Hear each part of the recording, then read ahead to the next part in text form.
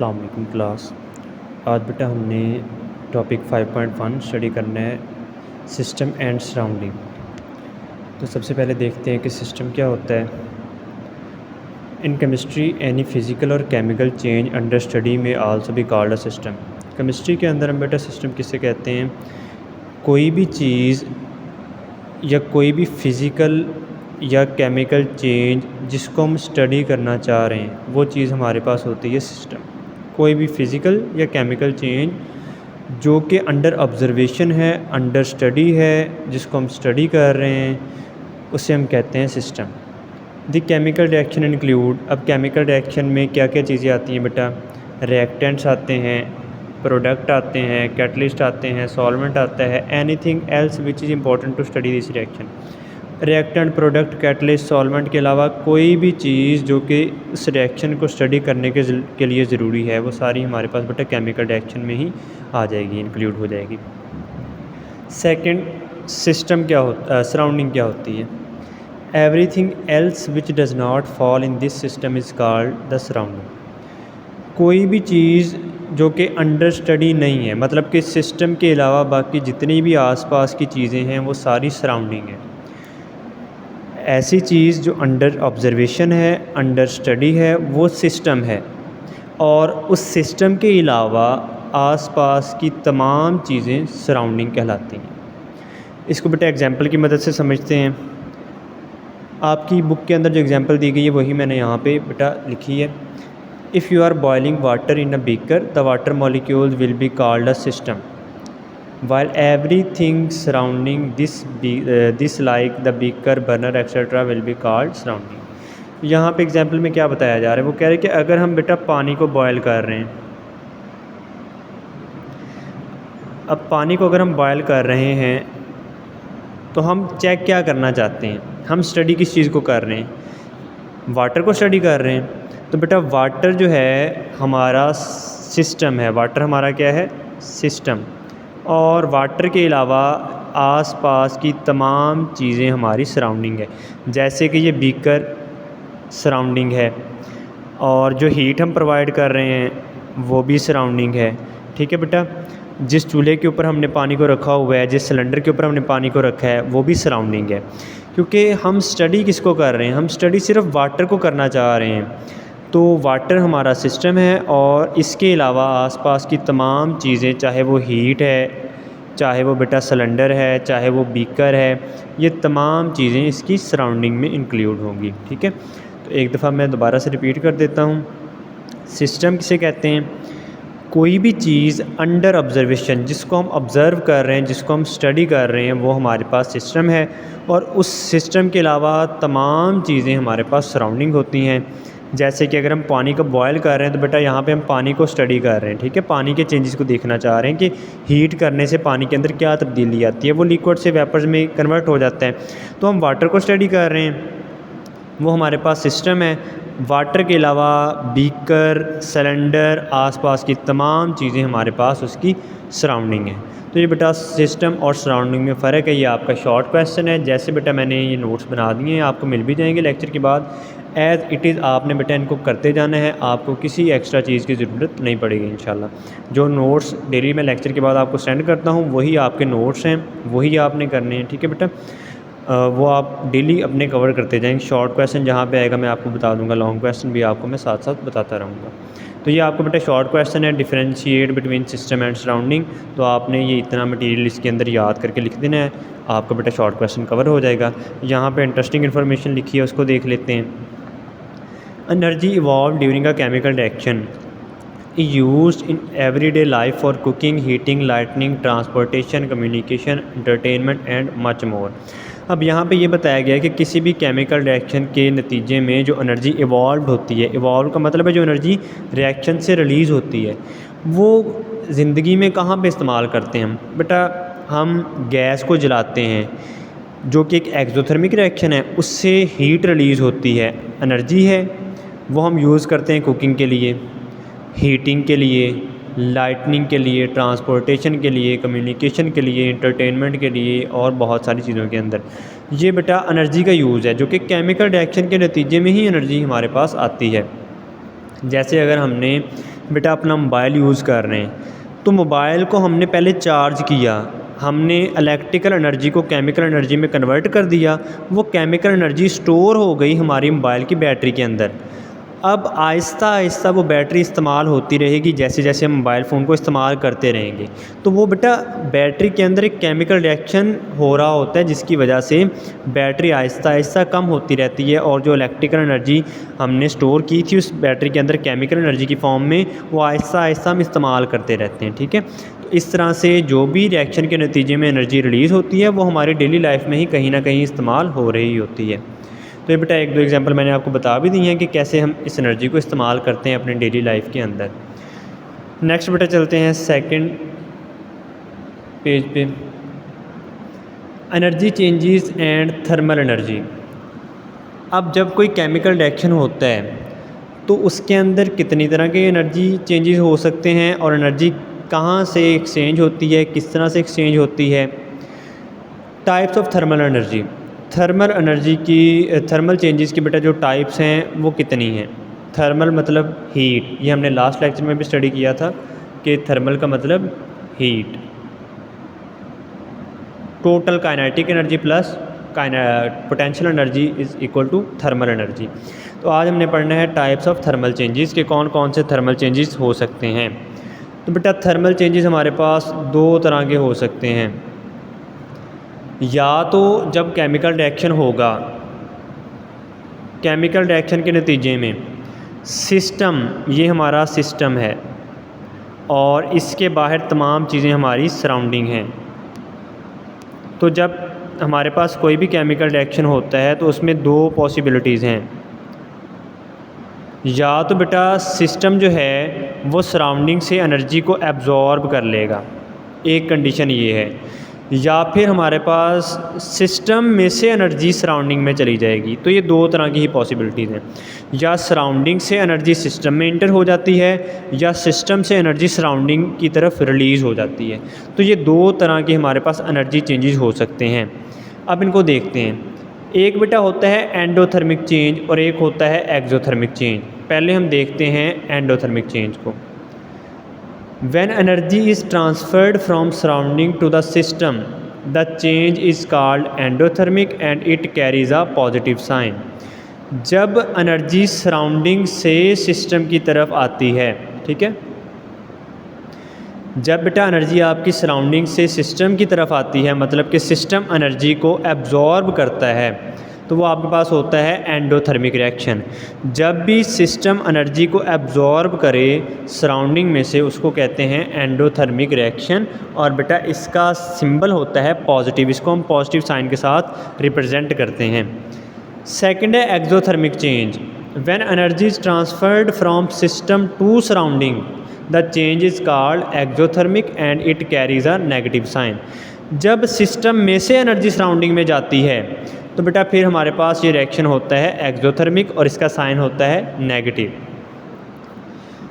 दोनों के अंदर बेटा शॉर्ट क्वेश्चन है, same differentiate between endothermic and exothermic reaction या फिर चेंजेस। तो जैसे मैंने ये लिखा हुआ है एज इट इज़ आपने बेटा इसको लिख देना, आपका शॉर्ट कवर हो जाएगा। रिएक्शन की दो टाइप आपके पास, चेंजेस की दो टाइप हैं, या एंडोथर्मिक चेंज होगा या एक्सोथर्मिक चेंज होगा। एंडोथर्मिक चेंज के अंदर क्या होता है कि आपके पास सराउंडिंग से एनर्जी सिस्टम के अंदर इंटर होती है, ठीक है, बाहर से एनर्जी सिस्टम के अंदर एब्जॉर्ब हो जाती है, इसको हम कहते हैं एंडोथर्मिक। ठीक है, जब एनर्जी बाहर से सिस्टम में चली जाए, सराउंडिंग से सिस्टम के अंदर एब्जॉर्ब हो जाए, इसे कहते हैं एंडोथर्मिक चेंज। और इसका साइन हम पॉजिटिव करते हैं, क्योंकि बेटा अगर पहले सिस्टम की एनर्जी 400 थी तो अब कुछ एनर्जी बाहर से एब्जॉर्ब हो गई है, तो वो इसी के अंदर प्लस हुई है ना, कि एक्स्ट्रा एनर्जी हो गई है, एनर्जी पहले से ज़्यादा हो गई है, इसलिए इसका साइन होता है पॉजिटिव, कि पहले एनर्जी जितनी थी उससे मज़ीद एनर्जी एब्जॉर्ब हो गई है, तो ओवरऑल एनर्जी हमारे पास प्लस हो गई है, ज़्यादा हो गई है, ऐड हो गई है एनर्जी। एक्सोथर्मिक के अंदर क्या होता है? एक्सोथर्मिक के अंदर बेटा सिस्टम में से एनर्जी बाहर की तरफ रिलीज़ होती है, ठीक है, सिस्टम एनर्जी को रिलीज़ करता है सराउंडिंग के अंदर। अब सिस्टम की एनर्जी अगर पहले 400 थी, तो अब क्योंकि सिस्टम ने एनर्जी को रिलीज़ किया है तो अब ऑटोमेटिकली हमारे पास जो सिस्टम की एनर्जी है वो 400 से कम हो जाएगी, क्योंकि एनर्जी इसमें से माइनस हो रही है। तो माइनस का मतलब है कि सिस्टम में से एनर्जी को निकाला जा रहा है, सब्ट्रैक्ट किया जा रहा है, माइनस किया जा रहा है। तो ये बेटा हमारे पास एक्सोथर्मिक होता है रिएक्शन या चेंज, जिसमें एनर्जी सिस्टम में से माइनस हो जाती है, बाहर चली जाती है, रिलीज़ हो जाती है। तो ये बेटा दो आपके पास चेंजेस की टाइप्स थी, endothermic change and exothermic change. Short question में एज इट इज़ आपने लिख देना, जैसे बेटा नोट्स में मैंने लिखा हुआ है, आपका शॉर्ट क्वेश्चन जी मुकम्मल कवर हो जाएगा। तो अभी तक हमने दो शॉर्ट क्वेश्चन स्टडी कर लिए। पहला बेटा सिस्टम और सराउंडिंग का डिफरेंस विद एग्जांपल, और दूसरा एंडोथर्मिक चेंज और एक्सोथर्मिक चेंज में डिफरेंस। ये बेटा विद डायग्राम आपने कर लेना है।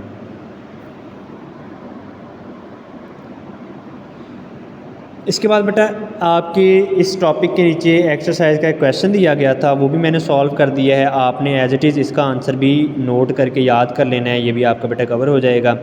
क्वेश्चन है, does boiling water in a beaker endothermic और एक्सोथर्मिक चेंज।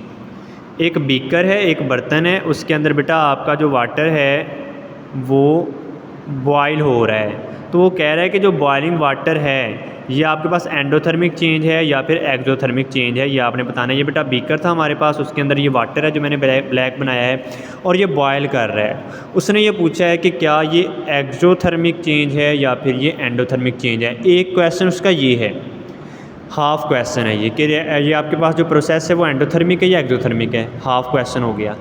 इसका नेक्स्ट पार्ट क्या है, which form of energy is being transferred in this system. अब वो कहता है कि एनर्जी की कौन सी फॉर्म इस सिस्टम के अंदर ट्रांसफ़र हो रही है। तो एनर्जी की बहुत सारी फॉर्म्स हैं, उसमें से उसने ये फॉर्म ऑफ एनर्जी पूछी है कि कौन सी फॉर्म ऑफ एनर्जी है। जैसे काइनेटिक एनर्जी होती है, पोटेंशियल एनर्जी होती है, मैकेनिकल एनर्जी होती है, साउंड एनर्जी होती है, लाइट एनर्जी होती है, हीट एनर्जी होती है। तो एनर्जी की तो बहुत सारी फॉर्म है। उसने पूछा है कि इस रिएक्शन के अंदर कौन सी फॉर्म ऑफ एनर्जी जो है वो ट्रांसफ़र हो रही है। तो पहले बेटा फर्स्ट हाफ का आंसर देखते हैं, जो उसने पूछा है कि बॉइलिंग वाटर जो है ये एंडोथर्मिक चेंज है या फिर ये एक्सोथर्मिक चेंज है। तो पहले बेटा इसको देखते हैं। इसका आंसर, ये दो क्वेश्चन थे तो मैंने दोनों के लिए अलग अलग पॉइंट भी लिख दिए हैं ताकि आपको पता चल जाए कितना आंसर किस पॉइंट का है। तो पहले पॉइंट का पहला answer, boiling water in a beaker is an endothermic change. Boiling water बेटा जो है वो एंडोथर्मिक चेंज है, बिकॉज द सिस्टम क्या है, water molecule continuously absorb heat energy from surrounding heat कहाँ से एब्जॉर्ब कर रहे हैं, बर्नर में से, to convert liquid into water. अब इसको मैं आपको डायग्राम की मदद से समझाता हूँ बेटा। हम ये पानी है इसको बॉयल कर रहे हैं, बॉयल करने के लिए हम सिलेंडर के अंदर आग जलाते हैं, वो हीट है। जो आग है वो क्या है बेटा, हीट एनर्जी है, एनर्जी की फॉर्म है हीट एनर्जी। अब मैं इसको हीट दे रहा हूँ, ये हीट यहाँ पे जाती है और यहाँ पे जाने के बाद क्या होता है, जैसे हीट पानी के अंदर इंटर होती है तो पानी का टेम्परेचर ज़्यादा होने लग जाता है। इसका मतलब क्या है कि हीट एनर्जी यहाँ पे क्या हो रही है, प्लस हो रही है, इसी वजह से तो टेम्परेचर आपका ज़्यादा हो रहा है पानी का। तो बेटा जैसे हम इसको हीट करते हैं, हीट करने की वजह से ये आपके पास इसका टेम्परेचर ज़्यादा हो जाता है। टेम्परेचर ज़्यादा होने का मतलब है कि इसकी एनर्जी ज़्यादा हो रही है। तो इट मीन्स के हीट जो हम प्रोवाइड कर रहे थे पानी को, पानी उस हीट को अपने अंदर एब्जॉर्ब कर रहे हैं। अब पानी हमारा सिस्टम है और बर्नर जहाँ से हमारी हीट जा रही है वो हमारी सराउंडिंग है, सराउंडिंग। तो अब ये फिर कौन सी टाइप बन गई, ये वो टाइप बन गई जिसके अंदर हीट या फिर एनर्जी सराउंडिंग से सिस्टम के अंदर एब्जॉर्ब होती है और उसे हम कहते हैं एंडोथर्मिक चेंज। तो इसलिए बेटा इस एग्जांपल के अंदर बॉइलिंग वाटर जो होता है वो हीट को एब्जॉर्ब करता है। हीट आ रही है सराउंडिंग से और वाटर सिस्टम है, तो सराउंडिंग से जब हीट या एनर्जी सिस्टम में एब्जॉर्ब होती है तो उस चेंज को हम कहते हैं एंडोथर्मिक चेंज। तो ये बेटा इसका आंसर था कि जब हम पानी को बॉयल करते हैं तो हम उसको हीट करते हैं, हीट पानी अपने अंदर एब्जॉर्ब कर लेता है, मतलब कि सिस्टम ने सराउंडिंग से आने वाली हीट को एब्जॉर्ब कर लिया, तो ये हमारे पास चेंज बन गया एंडोथर्मिक चेंज। ये बेटा पहली आपका क्वेश्चन का आंसर था। अब सेकंड उसने पूछा कि which form of energy is being transfer in this system, इस सिस्टम के अंदर कौन सी एनर्जी ट्रांसफ़र हो रही है। तो बेटा ये हम क्या कर रहे थे, इसको हीट कर रहे थे, तो इसमें हीट एनर्जी ट्रांसफ़र कर रहे थे हम, ठीक है। और हीट एनर्जी को थर्मल एनर्जी भी कहते हैं। यह आपके क्वेश्चन का आंसर था। इसके बाद बेटा इंटरेस्टिंग इन्फॉर्मेशन भी ऐड कर दी है मैंने साथ ही, ताकि आपका मुकम्मल टॉपिक कवर हो जाए, कोई भी चीज़ उसमें स्किप ना हो। Enthalpy is important because it tell us how much heat is present in a system. Enthalpy हमें क्या बताती है? इंथॉल्पी से हमें किस चीज़ का पता चलता है? इंथॉल्पी से बेटा हमें टोटल हीट का पता चलता है कि सिस्टम की टोटल हीट कितनी है। ये इंथॉल्पी हमें बताती है कि सिस्टम की टोटल हीट कितनी है। जबकि हीट हमें क्या बताती है? हीट क्या है? हीट असल में बेटा आपके पास जो होती है वो चेंज इन टेम्परेचर होता है। टेम्परेचर का डिफरेंस होता है दो चीज़ों के दरमियान। Heat is important because we can extract useful work from it. क्योंकि हीट हमारे पास फॉर्म ऑफ एनर्जी है ना, तो एनर्जी हम किस लिए इस्तेमाल करते हैं? काम करने के लिए। एनर्जी की डेफिनेशन ही क्या है? What is energy? एनर्जी बेटा क्या होती है? Ability to do work is called energy. कोई भी काम करने की जो एबिलिटी होती है, कैपेबिलिटी होती है, सलाहियत होती है, उसे हम एनर्जी कहते हैं। तो हीट भी क्या है? फॉर्म ऑफ एनर्जी है। एबिलिटी टू डू वर्क, ये बेटा एनर्जी होती है। एनर्जी की सिंपल सी डेफिनेशन है कि एनर्जी क्या है? एबिलिटी टू डू वर्क, काम करने की सलाहियत है। तो फिर बेटा हमारे पास हीट का क्या फ़ायदा है? हीट क्योंकि फॉर्म ऑफ एनर्जी है और एनर्जी को हम काम करने के लिए इस्तेमाल करते हैं, तो इसलिए बेटा heat is important because we can extract useful work from it. Heat इसलिए इंपॉर्टेंट है कि हम इससे काम ले सकते हैं, मतलब कि कोई भी काम कर सकते हैं। जैसे कि हम पानी को बॉयल करवाते हैं, वाटर को बॉयल करवाते हैं हीट इस्तेमाल करके, तो ये बेटा हीट का इस्तेमाल था। ठीक है, हीट फॉर्म ऑफ एनर्जी है और एनर्जी क्या काम करती है? एबिलिटी टू डू वर्क होती है, काम करने की सलाहियत होती है। तो इसलिए बेटा इंथॉल्पी से हमें क्या पता चलता है और हीट से हमें क्या फ़ायदा मिलता है? इंथॉल्पी हमें बताती है सिस्टम की टोटल हीट, और हीट का फ़ायदा क्या है? हीट से बेटा हम अपनी मर्ज़ी का काम ले सकते हैं क्योंकि वो फॉर्म ऑफ एनर्जी है और एनर्जी काम करने के लिए हमें चाहिए होती है। तो ये आज का हमारा एक टॉपिक था 5.1 शॉर्ट क्वेश्चन थे, जिसमें बेटा वो मैंने आपको मुकम्मल कवर करवा दिए हैं। आपने एज़ इट इज़ जैसे मैं आपको नोट सेंड करूँगा ऐसे ही आपने क्वेश्चन आंसर बना के नोट करके लिख के याद कर लेने बेटा। पेपर के पॉइंट ऑफ व्यू से इस टॉपिक में जितने MCQs बन सकते थे या शॉर्ट बन सकते थे या इंटरेस्टिंग इन्फॉर्मेशन थी वो बेटा मैंने सारी ऐड कर दी है with answer, with proper presentation, heading, सब हेडिंग, जहाँ पर जो चीज़ रिक्वायर्ड थी वो मैंने इसमें ऐड कर दी है। आपको कुछ एक्स्ट्रा करने की ज़रूरत नहीं है, आपने जस्ट टॉपिक को इसी तरह पहले समझ लेना है अच्छी तरह से लेक्चर लेकर, उसके बाद आपने इस टॉपिक को नोट डाउन कर लेना है एज़ इट इज़ जैसे मैंने किया हुआ है, और फिर बेटा आपने इसको एज़ इट इज़ याद कर लेना है। तो इस टॉपिक में आपका बोर्ड के हिसाब से जो कुछ भी बन सकता था वो मुकम्मल मैंने कवर करवा दिया है। इसको आपने अच्छी तरह से कवर कर लेना है। अल्लाह हाफ़िज़।